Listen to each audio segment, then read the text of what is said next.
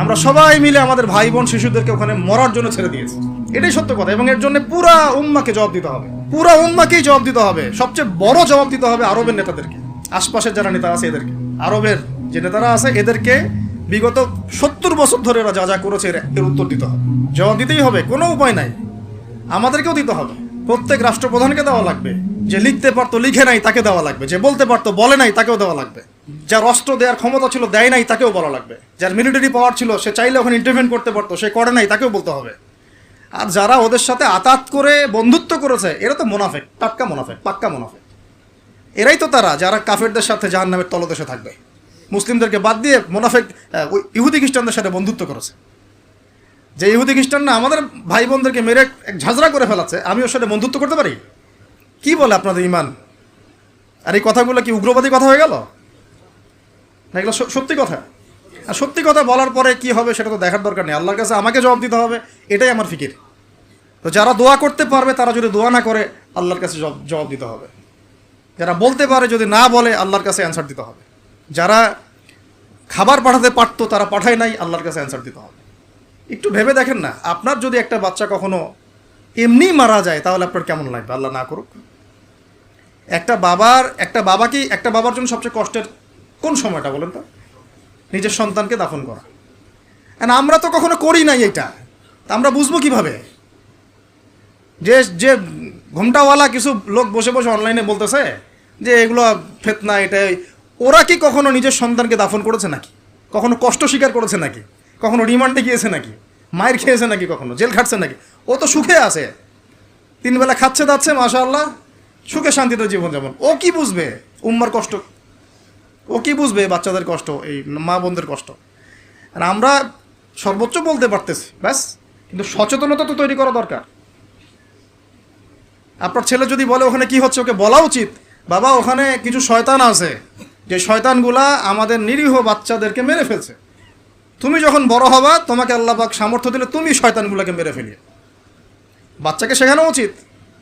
ওরা 100 বছর থেকে ওদের বাচ্চাকে এগুলো শিখাইছে, ওরা 100 বছর থেকে ওদের বাচ্চাদেরকে শিখাইছে যে মুসলমানরা হচ্ছে পৃথিবীর সবচেয়ে জঘন্য প্রাণী, ওদেরকে যখনই দেখবা তখনই মারবা, ওদের সাথে শত্রুতা করা তোমার উপর ফরজ। এটা ওরা শিখাইছে ওদের বাচ্চাদেরকে। আমাকে বলেন, কোনো মানুষ, একটা সুস্থ স্বাভাবিক মানুষ হাসপাতালে বোমা ফেলতে পারে কিনা বলেন? সে হোক ইহুদি বা খ্রিস্টান বা হিন্দু বা বৌদ্ধ বা মুসলিম, মুনাফিক, যেই হোক, কোনো মানুষ কি হাসপাতালে বোম ফেলতে পারে? কিভাবে ফেললো? তাহলে কি পরিমাণ ক্ষোভ তারা ভিতরে ভিতরে লালন করে আপনার কি বোঝার বাকি আছে? ওরা সুযোগ পাইলে একটাকেও ছাড়বে না, সবাইকে মেরে ফেলা। এই জন্য অল্প অল্প করে আগাচ্ছে, অল্প অল্প করে, আস্তে আস্তে। আমি এটা নিয়ে বিস্তারিত আলোচনা করছি বিগত প্রায় 1 মাস থেকে, আরও 5 বছর থেকে বলে আসতেছিলাম। লাস্ট 1 মাসে আপনারা দেখছেন এখন কি হচ্ছে। ধারাবাহিক এরকম সেশন আসবে ইনশাল্লাহ। আরও অনেক কথা আছে, কীভাবে এই জায়গা তারা আসলো, এটা 4টাখানি কথা না, বিশাল হিস্ট্রি।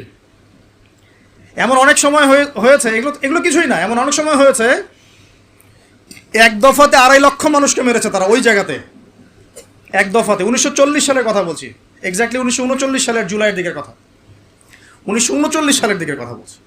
ওই সময় এরা 2.5 লক্ষ মানুষকে মেরেছিল।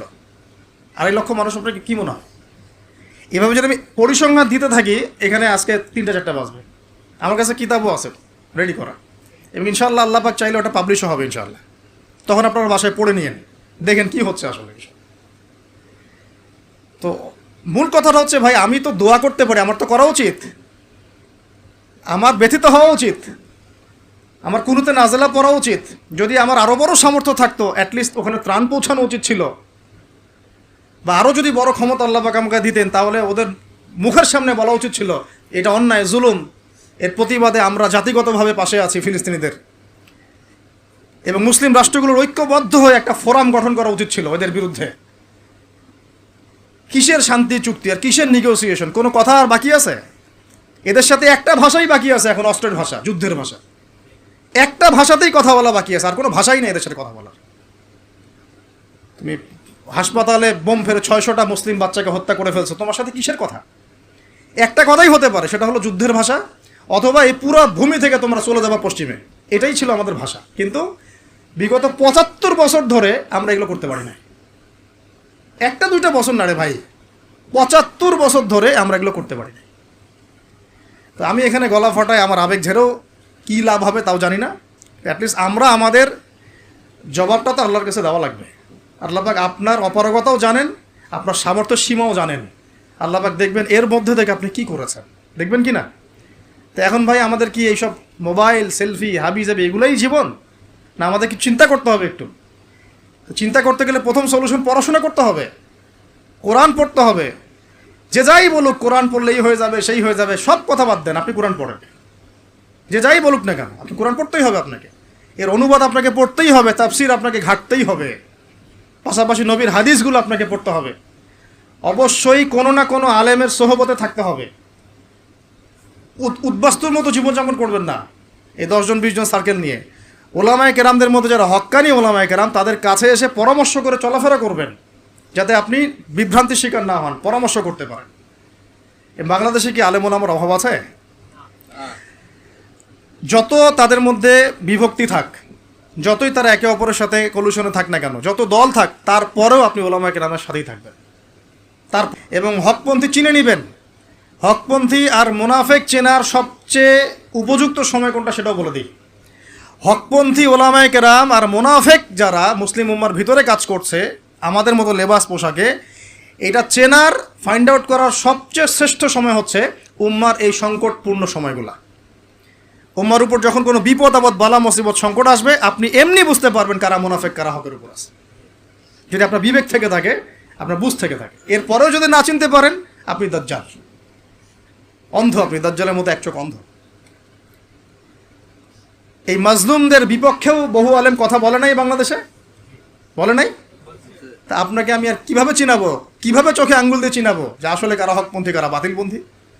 এইটুকু তো আপনার দায়িত্ব চেনার। কিভাবে এভাবে তাদের সাথে আপনি নিজের জীবনটা নষ্ট করে ফেলতেছেন? সুবহানাল্লাহ।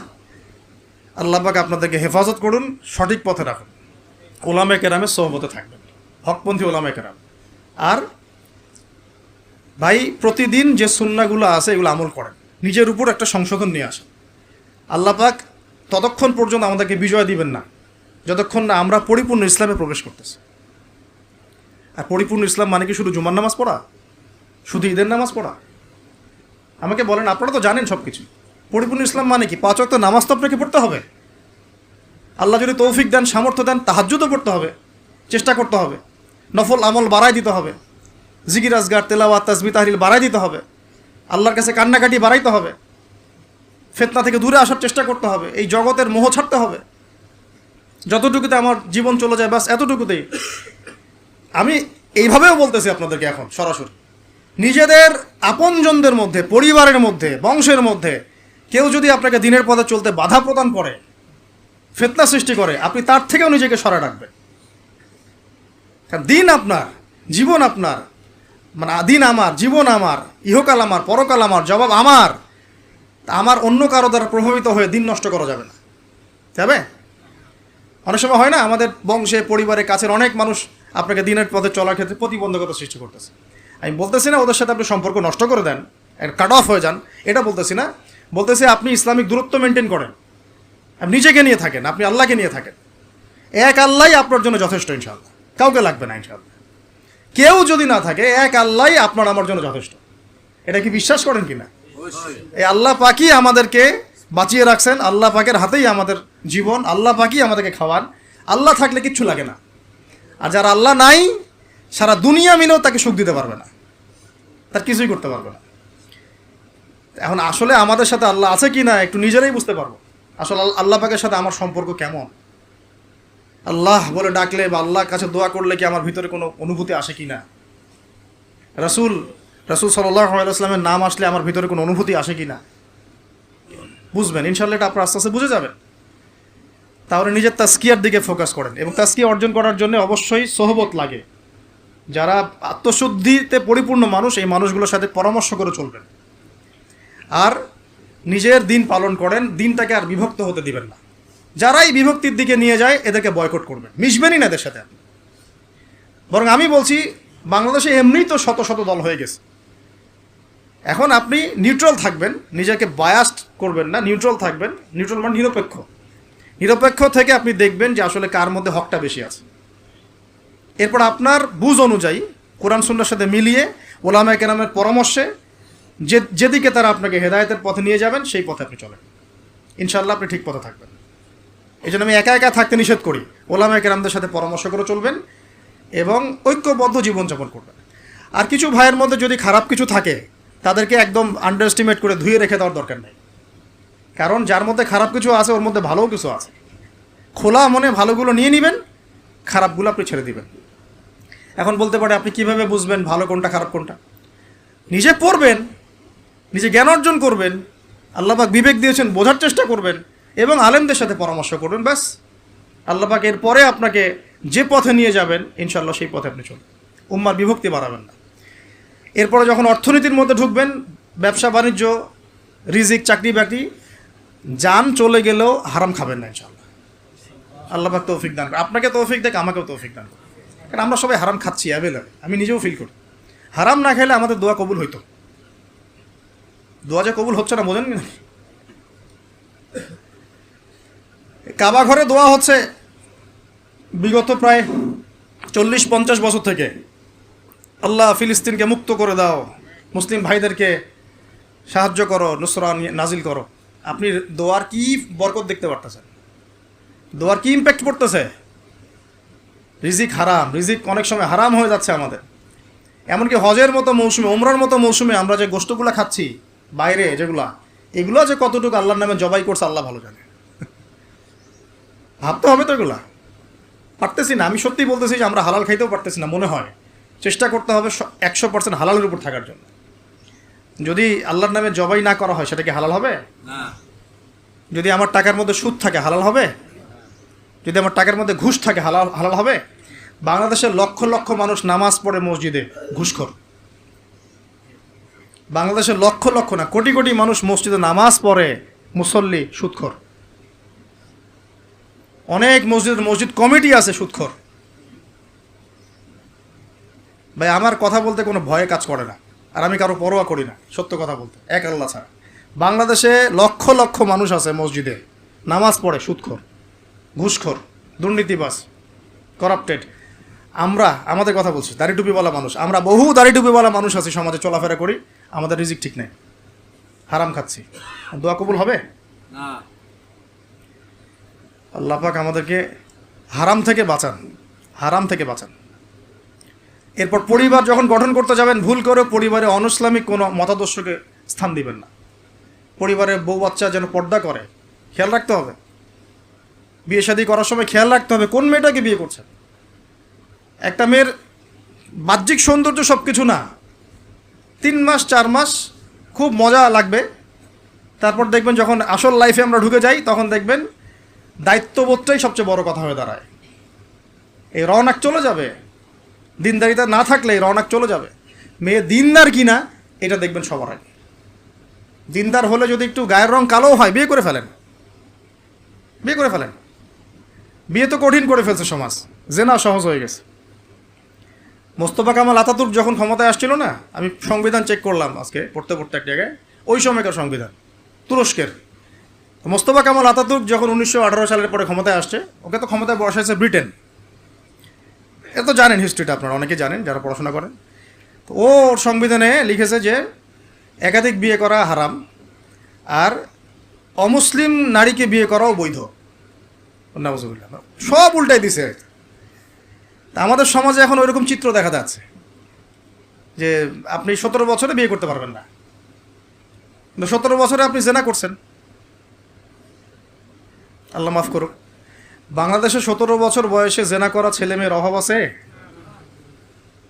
আদমশুমারির মতো এই কুমারিত্ব টেস্ট যদি করা হয় ছেলে মেয়েদের, তারপর দেখা যাবে কী অবস্থা। তো বিয়েটাকে সহজ করা উচিত। বিয়ের বয়স একটা ফিক্স করা হয়েছে, এর সাথে তো আমরা এখন যুদ্ধ করতে পারবো না। পারবেন? ছেড়ে দেন, আচ্ছা ফিক্স করছে, বুঝলাম। এখন ওই বয়সটা হয়ে গেলেই আপনার সন্তানের বিয়ের ব্যবস্থা করে ফেলেন এবং এটাকে সহজ করে দেন, এত জটিল করেন না, সহজ করে দেন যাতে করে ওরা জিনা থেকে বেঁচে থাকতে পারে। ভাই বিশ্বাস করেন, বহু দাড়ি টুপিওয়ালা মানুষ, এলেমওয়ালা মানুষ এইসব মিম্বরে দাঁড়ায় হক কথা বলতে পারে না জেনার কারণে।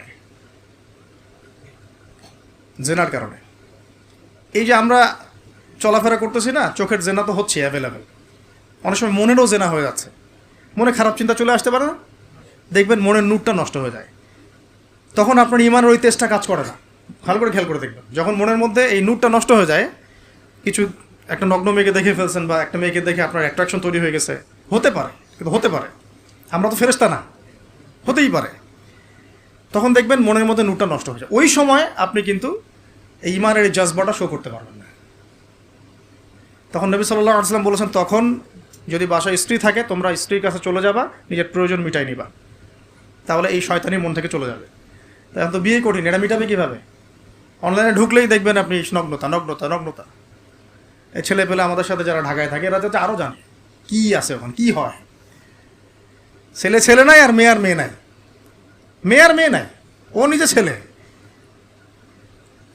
একটা মেয়ের যে চরিত্র খারাপ এটা বোঝার জন্যে এতটুকু যথেষ্ট যে ও মোটর সাইকেলের পিছনে বসছে কীভাবে এটা দেখবেন খালি। একটা আপনার শালীন দিনদার স্ত্রীকে নিয়ে যদি আপনি মোটর সাইকেলে জানো, দেখবেন তার বসার ধরনটা কেমন, আর যাদের সাথে যে ফ্রি মিক্সিংয়ে প্রেম প্রীতির সম্পর্ক করে এদের বসার ধরনটা কেমন। বসাই আপনাকে বলে দেবে কত বড় বেয়াদব, কত বড় আদবহীন বেহায়া একটা মানুষ। আমার কথা ইশারা দিচ্ছি, সব তো বলা যাবে না। তো এটাকে সহজ করবেন, এখানে দিনদারিতাকে প্রাধান্য দিবেন, ভুলেও দুনিয়াদারিকে প্রাধান্য দিয়েন না। ও বাপের কয় টাকা আছে, ওর বিয়ে করলে আমি পাবো কি, কত সুন্দর ঐশ্বরিয়া রায়ের মতো কিনা, এগুলো দেখার দরকার নেই। এগুলো থাকে না, আস্তে আস্তে চলে যায়, দিনদারিতা থেকে যায়। ইব্রাহিম আলাইহিস সালামের স্ত্রীদের কথা আজকে আমরা স্মরণ করি না? হাজেরা আলাইহিস সালাম, তার ওই সবর, সাফা মারওয়ার সাই, তাওয়াক্কুল আল্লাহর কাছে এত পছন্দ হয়েছিল যে কিয়ামত পর্যন্ত যত মানুষ হজ করবে, সাই না করলে হজ হবে না আপনার। ঠিক আছে, উনার ওই হাঁটা দৌড়াদৌড়ি আল্লাহর কাছে এত পছন্দ হয়েছে। আপনি জামজাম কূপ ওখানে যে তাওয়াফ করছেন না, তাওয়াফ করে যে পানি খেয়ে আসলেন, সাফা মারওয়া সাই করলেন, এই সাই না করা পর্যন্ত আপনার হজই হচ্ছে না, ওমরাই হচ্ছে না। তো একজন দিনদার মেয়ের দিনদারিতা আল্লাহর কাছে কিভাবে কবুল হয়ে থাকে, আমাদের মেয়েদেরকে বুঝান, বাসায় গিয়ে বোনদেরকে বুঝান, মাদেরকে বুঝান, স্ত্রীদেরকে বুঝান, তাদেরকেও একটা উদ্দেশ্যে আল্লাহ পাক সৃষ্টি করেছেন। কি উদ্দেশ্য? তারা যেন ইসমাইলের মতো প্রজন্ম জন্ম দিতে পারে। তাদেরকে সিরিয়াল দেখার জন্য পাঠানো হয় নাই, তাদেরকে এই রং তামাশা করার জন্য আর স্নো পাউডার মেখে বাইরে ঘোরার জন্য পাঠানো হয় নাই। এবং এটাকে কন্ট্রোল তো আমাদেরকে করতে হবে। এই যে বললাম, কন্ট্রোল করতে গিয়ে যদি দেখেন পারতেছেন না, আপনার দ্বারা হচ্ছে না, তখন কি প্রয়োজনে ডিসকানেক্টেড হয়ে যাবেন। প্রয়োজনে ডিসকানেক্টেড হয়ে যাবেন, তাও নিজের দিনকে ক্ষতিগ্রস্ত হতে দিবেন না। কিছু করার নাই তো, চেষ্টার উপর চেষ্টা করে যাচ্ছেন আপনি 10 বছর, 15 বছর, 5 বছর, 7 বছর, কোনো রেজাল্ট পাচ্ছেন না। আর আপনি কি করবেন? দিন ছেড়ে দেবেন? আপনিও তাদের মতো হয়ে যাবেন? আপনাকে আপনার স্বতন্ত্র জায়গায় থাকতে হবে। আল্লাহ পাক তৌফিক দান করুন। আর ইসলাম সংশোধনের মধ্যে সমাধান আসলে আলহামদুলিল্লাহ। এরপরে বাচ্চা কাচ্চা যেগুলো হবে, এগুলো পয়েন্ট মনে রাখবেন, পড়াশোনা থেকে নিয়ে এই পর্যন্ত বাচ্চা কাচ্চা যেগুলো হবে, এক একটা বাচ্চাকে আগামী দিনের যোদ্ধা হিসেবে গড়ে তুলবে। কি যুদ্ধ করবে তারা? আগে আদর্শিক যুদ্ধ করবে, আদর্শিক যুদ্ধ করবে, যে আমরা ওইসব আদর্শে চলি না, আমাদের নিজস্ব আদর্শ আছে, এটা ইসলাম। আমাদের কিতাব আছে কোরআন, আমাদের সুন্নাহ আছে মুহাম্মদ সাল্লাল্লাহু আলাইহি ওয়াসাল্লামের সুন্নাহ। এরা বৈষয়িক শিক্ষাও শিক্ষিত হবে, ইসলামিক শিক্ষাও শিক্ষিত হবে ইনশাআল্লাহ। এরপরে এদের দ্বারা ইনশাআল্লাহ এমন জেনারেশন আমরা গড়ে তুলব, যে জেনারেশন আগামী দিনে ইসলামের পতাকা বহন করবে ইনশাআল্লাহ। আমরা যেটা পারি নাই, চেষ্টা চালাবো, আমাদের বাচ্চাদেরকে গড়ে তুলবো ইনশাআল্লাহ। পারা যাবে না? আল্লাহ পাক আমাদেরকে এই সব উদ্দেশ্যে দুনিয়াতে পাঠাইছে। এভাবে ইনশাআল্লাহ আমরা এলেম অর্জন, তাসকিয়া অর্জন, আমল বাড়িয়ে দেওয়া, হালাল খাওয়া, পরিবার গঠন করা, প্রজন্ম গঠন করা, এই কাজগুলো করতে করতে করতে আমরা আগাবো ইনশাআল্লাহ। এবং এখন যা চলছে এই ফিতনাগুলো থেকে আমরা নিজেদেরকে দূরে রাখার চেষ্টা করব। আর যেখানে যেখানে যেখানে মুসলিমদের এগেনস্টে এই কাফের, মুশরিক, জালেম, মুনাফিকরা পদক্ষেপ নেবে, আমরা আমাদের সাধ্যমতো এটাকে প্রতিহত করবো ইনশাআল্লাহ। হয় জবান দিয়ে প্রতিহত করব, নাহলে লিখে প্রতিহত করব, নাহলে কোনো সাহায্য করে প্রতিহত করব, নাহলে অ্যাটলিস্ট দোয়া করে প্রতিহত করব।